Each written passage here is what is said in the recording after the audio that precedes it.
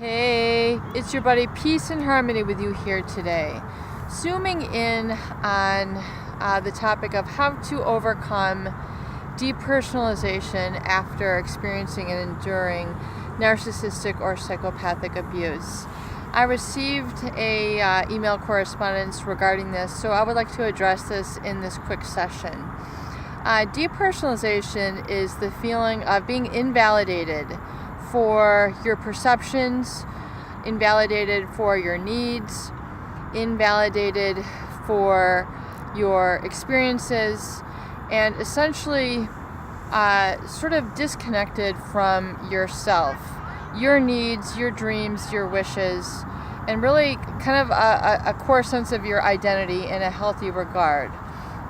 Depersonalization is an experience after enduring narcissistic abuse where someone has basically created a situation where they, through lack of validation, through what we call negative validation, where they're able to negate your experiences, question your perception, question your values, and question your reality, essentially, where depersonalization is experienced.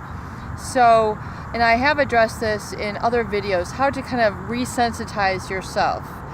And really, this is a reclaiming of your own identity, a regaining of your own personhood, a regaining of your own personal power, or what is known as empowerment. It is the realization that you are independent, that you are responsible, that you are indeed autonomous and self-governing. Now, what does this really mean?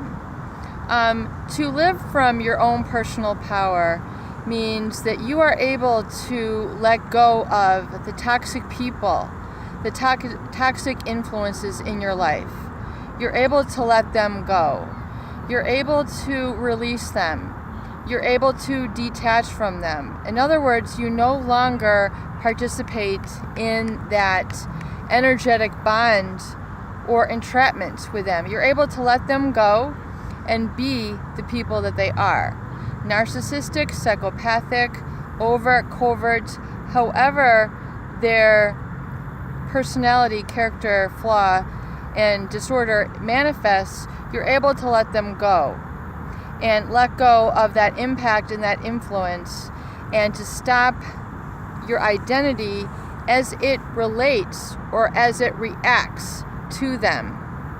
So it is instead living from a sense of autonomy, which means independence, which means coming from your own internal, what I speak of as your own internal locus of control.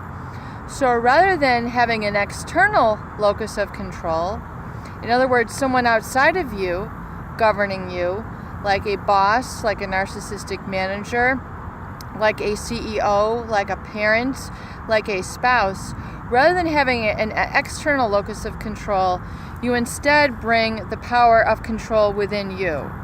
And you experience that energetically, emotionally, psychologically, and physically, knowing that you have power over yourself, knowing that you have power over your emotions. Your emotions belong to you. Your joy belongs to you. Your happiness belongs to you.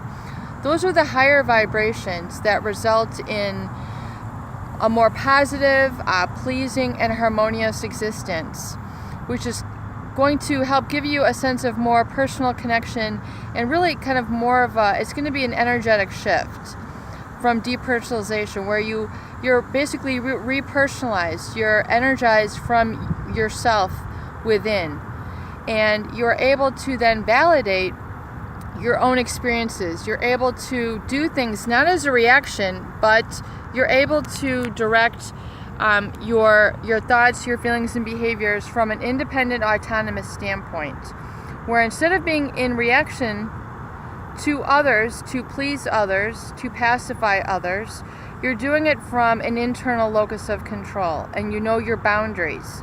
So you're able to provide care, yes, but not as a response, as an extension of another, but you do it as a sense of independence and really a sense of a value coming from within you that you own, that you believe in, that you foster yourself, and not as a reaction to be, say, codependent or taking care of others round the clock to the sacrifice of yourself.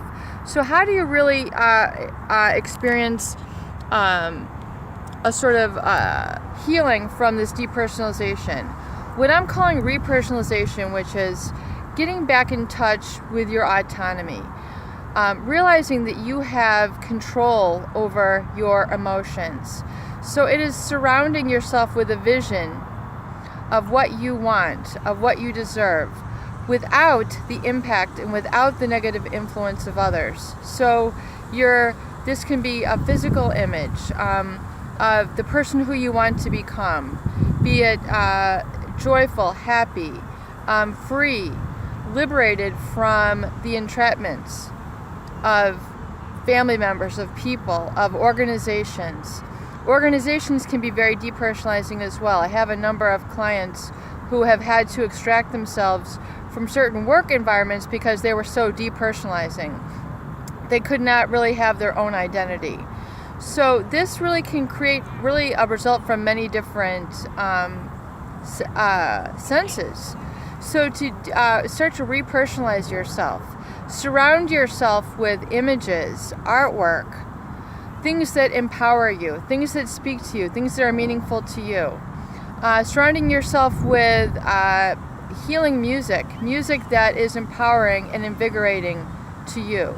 Surrounding yourself likewise with sensations through your skin, through your sense of touch, that are giving more sense and vitality and energizing and empowering to you. Be it gardening, being it Bikram yoga, be it utilizing different textiles through clothing, through other work that you might do.